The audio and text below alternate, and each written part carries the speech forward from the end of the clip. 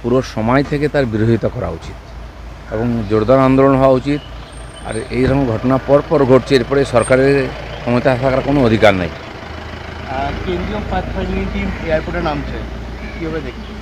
না, এটা একটা সিস্টেমের মধ্যে আছে। কেন্দ্র সরকার এ ব্যাপারে খোঁজখবর নেয়। এ ধরনের ঘটনা ঘটলে সারা দেশেই নিয়ে খুব চিন্তা এবং চর্চা শুরু হয়ে যায়। তখন কেন্দ্র সরকারও ঠিকঠাক খোঁজ খবর নেওয়ার দরকার আছে এবং কানুনি ব্যবস্থা ঠিকমতো হচ্ছে কিনা এটাও দেখার দরকার আছে। সেই জন্য টিম পাঠান ওনারা, যাতে রিপোর্ট ঠিকঠাক পৌঁছায়।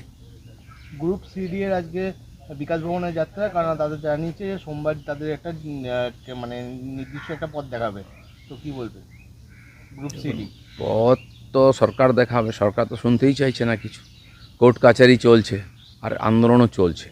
পশ্চিমবাংলায় আন্দোলন চলতে থাকে আর সরকার কোনো ডিসিশন নেয় না, আদালতে গিয়ে কেস চলতে থাকে, কোনোটাই সমাধান হয় না। ফলে এই হাজার হাজার ছেলেমেয়ে যারা চাকরিতে আছে তাদেরও দাবি দাওয়া নিয়ে অনেক ক্ষোভ বিক্ষোভ আছে, এবং যারা চাকরিতে নাই, চাকরি পাওয়ার কথা বা চাকরি হারিয়েছে, তাদের তো অন্ধকার জীবন, তাদেরও অনেক ক্ষোভ বিক্ষোভ থাকে, সেই নিয়ে আন্দোলন চলতে থাকে। কিন্তু যার ডিসিশন নেওয়ার দরকার সরকার, তারা কিছু করছে না।